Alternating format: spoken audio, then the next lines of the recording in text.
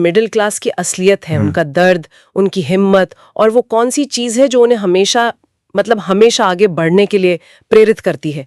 तो चलिए इसे थोड़ा खोलकर समझते हैं। और ये समझना इसलिए भी जरूरी है क्योंकि ये सिर्फ आप कह सकते हैं कि मोटिवेशनल कोट्स का एक कलेक्शन नहीं है। नहीं, बिल्कुल नहीं। अगर हम इन लाइनों के पीछे झांकें तो ये एक पूरे वर्ग की एक मनोवैज्ञानिक और सामाजिक तस्वीर खींचते हैं। बिल्कुल। इनमें एक कच्ची सच्चाई है, एक रॉ रियलिटी है, और ये समझना वाकई दिलचस्प होगा कि ये मानसिकता बनती कैसे है। बिल्कुल सही कहा। तो शुरुआत वहीं से करते हैं जहां से ये सोर्स करते हैं, दर्द और अकेलेपन से। इसमें एक लाइन है जो शायद बहुत से लोगों के दिलों को छू जाएगी। मिडिल क्लास वो है जो चाह कर भी अपनी प्रॉब्लम किसी से शेयर नहीं कर सकता, क्योंकि लोग सुनेंगे नहीं और घर वाले समझेंगे नहीं। ये एक बहुत गहरे अकेलेपन की बात करता है ना, वो अकेलापन जो भीड़ में भी महसूस होता है। हाँ, और ये कोई कोई फिलोसॉफिकल बात नहीं है, ये बहुत प्रैक्टिकल है। वही तो, सोर्स में रोजमर्रा की जिंदगी के इतने सटीक उदाहरण हैं, जैसे बिजली का बिल लेट होने पर जो एक लगातार टेंशन बनी रहती है, या सिलेंडर खत्म होने पर जो प्लानिंग करनी पड़ती है, और फीस भरने में अगर एक दिन की भी देरी हो जाए तो वो जो एक गिल्ट वाली फीलिंग होती है, अपराध बोध। बिल्कुल, ये छोटी छोटी बातें हैं, लेकिन इनका जो निरंतर दबाव है वो शायद वही समझ सकता है जो इससे गुजरा हो। और ये अकेलापन आता कहाँ से है, ये समझना दिलचस्प है। इसकी जड़ें मुझे लगता है समाज और परिवार की दोहरी उम्मीदों में है। दोहरा दबाव। हाँ, एक तरफ समाज में अपनी एक स्थिति, एक इज्जत बनाए रखने का दबाव होता है, लोग क्या कहेंगे तो आप बाहर किसी को अपनी कमजोरी नहीं दिखा सकते। और दूसरी तरफ अपने ही परिवार पर, अपने माता पिता पर बोझ न डालने की एक गहरी जिम्मेदारी कि उन्हें परेशान नहीं करना है अपनी मुश्किलों से। बिल्कुल। तो इंसान एक तरह से बीच में फंस जाता है, बाहर इज्जत बचानी है और घर में हिम्मत बनाए रखनी है, और इसी में वो अपनी लड़ाई अकेले लड़ता है। बिल्कुल।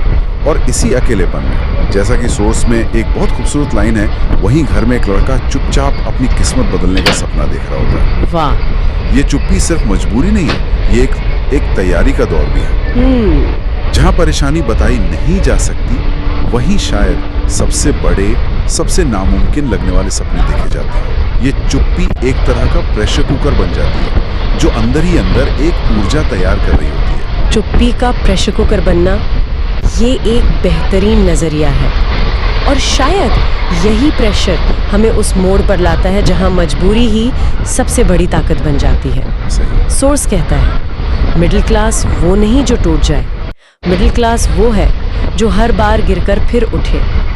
ये सीधे सीधे उस दर्द को एक, क्या कहते हैं, रेजिलियंस, लचीलेपन में बदलते हुए दिखाता है। हाँ, लेकिन ये सिर्फ लचीलेपन से भी ज्यादा है। मनोविज्ञान में एक कॉन्सेप्ट होता है, पोस्ट ट्रॉमेटिक ग्रोथ। अच्छा? इसका मतलब है कि आप किसी मुश्किल के बाद सिर्फ वापस अपनी पुरानी स्थिति में नहीं आते, बल्कि उस अनुभव की वजह से पहले से ज्यादा मजबूत, ज्यादा समझदार, मतलब बेहतर होकर निकलते हैं। एग्जैक्टली, एक नए नजरिए के साथ उभरते हैं। इन लाइनों में उसी ग्रोथ की झलक है। हर बार गिर के उठना आपको सिर्फ खड़ा नहीं करता, बल्कि आपको थोड़ा और ऊंचा बना देता है। ये तो बहुत गहरी बात है। हाँ, और मुझे जो बात सबसे ज्यादा असरदार लगी वो ये है कि कैसे ये सोच एक आम सलाह को पूरी तरह से पलट देती है। कौन सी? हमें दुनिया सिखाती है, पैसे नहीं है तो सपने छोटे रखो, अपनी चादर देखकर पैर फंसा लो। हाँ, ये तो हमेशा सुनते हैं। लेकिन सोर्स में इसका एक जबरदस्त जवाब है, पैसे नहीं है इसलिए सपने बड़े रख रहा हूँ। ये तो पूरी सोच को ही चुनौती देना है। ये सुनने में बहुत शक्तिशाली लगता है और यकीनन ये हिम्मत देता है, लेकिन अगर हम इसकी गहराई में जाएं तो क्या इसमें एक खतरा भी नहीं छिपाया? कैसा खतरा?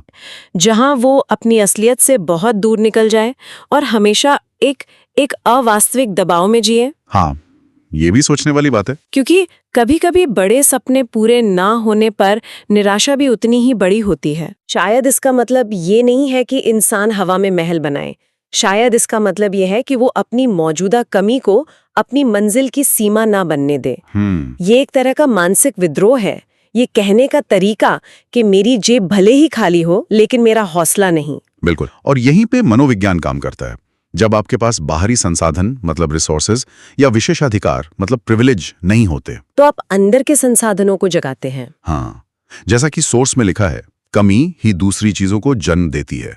मेहनत की आग हिम्मत लेवल मैक्स और लड़ने की भूख। हिम्मत लेवल मैक्स, या ये क्लासिक स्थिति है जहां अभाव ही आविष्कार और हिम्मत की वजह बन जाता है। कमी एक खालीपन पैदा करती है और उस खालीपन को भरने की इच्छा किसी भी दूसरी चीज से ज्यादा ताकतवर हो जाती है। और ये भूख शब्द, मुझे लगता है ये इन सभी विचारों के केंद्र में है। सोर्स में मिडिल क्लास की सबसे बड़ी ताकत को सिर्फ एक शब्द में समेटा गया है, भूख।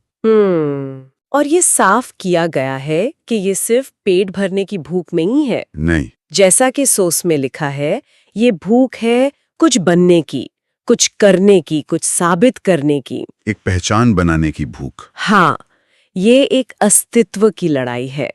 ये सिर्फ पैसे कमाने या एक अच्छी जिंदगी जीने के बारे में नहीं है। ये दुनिया को ये साबित करने के बारे में है कि मैं भी यहाँ हूँ, मेरा भी वजूद है। और इसी भूख की वजह से रास्ते भी बहुत सीधे और कह सकते हैं कभी-कभी खतरनाक हो जाते हैं। सोर्स की एक लाइन है, जब ये भूख जलती है तो या तो इंसान सफल बन जाता है या इतिहास। ये सुनने में बहुत नाटकीय लगता है। नाटकीय है, लेकिन ये उस मानसिकता को बिल्कुल सटीक तरीके से दिखाता है। ये भूख बीच का कोई रास्ता नहीं छोड़ती। ये एक सब कुछ या कुछ नहीं वाली सोच है। ऐसा क्यों होता है? ये बीच का रास्ता क्यों खत्म हो जाता है? क्योंकि जब आपको लगता है कि आपके पास मौके बहुत कम है, शायद एक या दो ही, तो आप उन पर अपना सब कुछ दांव पर लगा देते हैं। बिल्कुल, आपके पास फेल होने का कोई कुशन या सेफ्टी नेट नहीं होता। मनोविज्ञान में इसे टनल विजन भी कहते हैं। Tunnel vision. हाँ, जब आप किसी एक चीज को लेकर बहुत ज्यादा भूखे या जुनूनी होते हैं तो आपका पूरा ध्यान सिर्फ उसी एक लक्ष्य पर होता है और बाकी सब कुछ धुंधला हो जाता है। अच्छा, ये सफलता पाने के लिए तो एक सुपर पावर की तरह काम कर सकते हैं, लेकिन इसकी एक मानसिक और भावनात्मक कीमत भी होती है। आप जिंदगी के दूसरे पहलुओं को नजरअंदाज कर देते हैं। ये एक गहरा सवाल है। शायद इसकी कीमत ही वो डर है जो इंसान को निडर बना देता है। और ये हमें उस एक लाइन पर लाता है जिसे सोर्स सबसे अहम बताता है और कहता है कि इसे हमेशा याद रखना। जिसके पास खोने के लिए कुछ नहीं होता, उसके पास करने के लिए सब कुछ होता है। सही। ये तो डर को ही हथियार बना लेने वाली बात है। जब आपको लगता है कि आप पहले से ही सबसे निचले पायदान पर हैं, तो गिरने का डर खत्म हो जाता है। बिल्कुल, फिर सिर्फ ऊपर उठने का रास्ता बचता है। इसे अगर हम रणनीति की भाषा में समझें तो ये एक हाई रिस्क हाई रिवॉर्ड वाली चाल है। सही। जो लोग पहले से ही सुरक्षित होते हैं वे ज्यादा जोखिम लेने से डरते हैं क्योंकि उनके पास खोने के लिए बहुत कुछ होता है। लेकिन जिसके पास खोने के लिए कुछ नहीं है, उसके लिए हर जोखिम एक अवसर है। ये एक तरह की आजादी भी है। हाँ, जो डर के खत्म होने से मिलती है। और सोर्स का अंत शिवम को दिए गए एक बहुत ही व्यक्तिगत संदेश से होता है, लेकिन मुझे लगता है ये हर उस इंसान पर लागू होता है जो ऐसी ही स्थिति में है। ये कहता है, तेरी एज कम है, प्रेशर ज्यादा है, जिम्मेदारियां बड़ी हैं, पर लड़ाई तुझसे बड़ी नहीं है। ये एक बहुत ही शक्तिशाली आश्वासन है ना? बहुत ज्यादा। ये याद दिलाता है कि हालात कितने भी मुश्किल हों, इंसान की अपनी हिम्मत से बड़े नहीं हो सकते। और फिर वो आखिरी लाइन आती है जो इस पूरी सोच को एक पहचान, एक गौरव देती है। मिडिल क्लास हारा हुआ नहीं पैदा होता, बस प्रूव होने में देर करता है। ये लाइन बहुत दमदार है। बहुत। ये वाक्य हार को एक सच्चाई के तौर पर स्वीकार नहीं करता, बल्कि उसे सफलता में होने वाली देरी के तौर पर देखता है। एक डिले, फेलियर नहीं। बिल्कुल। ये इस बात पर जोर देता है कि आज का जो संघर्ष है वो एक मंजिल है, एक प्रक्रिया है। ये कोई अंतिम फैसला या असफलता नहीं है। ये भविष्य में जीत की एक कहानी है जो आज की मुश्किलों से लड़ने की हिम्मत देती है। ये एक विश्वास है कि समय लगेगा, लेकिन अंत में जीत होगी। तो इन सभी विचारों को एक साथ देखें तो एक पूरी कहानी बनती है। हाँ, एक पूरा नैरेटिव है। ये कहानी शुरू होती है एक ऐसे अकेलेपन से और चुपचाप सहे जाने वाले दर्द से जो बाहर से दिखाई नहीं देता। फिर वही दर्द और अभाव एक ऐसी भूख को जन्म देता है जो किसी भी दूसरी चीज से ज्यादा ताकतवर होती है। हाँ, और ये भूख एक टनल विजन पैदा करती है। और अंत में जब खोने का डर खत्म हो जाता है तो इंसान सबसे निडर, सबसे साहसी बन जाता है। बिल्कुल।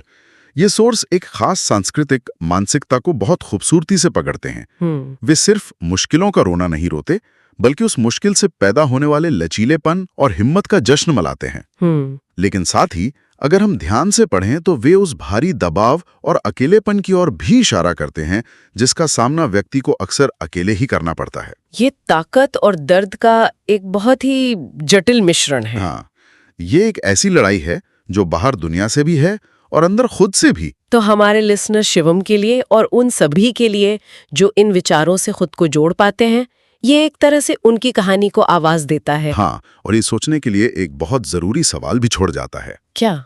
ये स्रोत सफलता के लिए भूख और संघर्ष को मुख्य ईंधन के रूप में प्रस्तुत करते हैं, लेकिन सोचने वाली बात यह है कि जब सफलता मिल जाती है, जब वो अभाव खत्म हो जाता है, तब उस जज्बे का क्या होता है? ये तो सोचने वाली बात है। क्या वो आग बुझ जाती है या किसी और चीज में बदल जाती है? क्या जो मानसिकता आपको शिखर तक पहुंचाती है, वो ही मानसिकता आपको शिखर पर शांति से रहने देती है?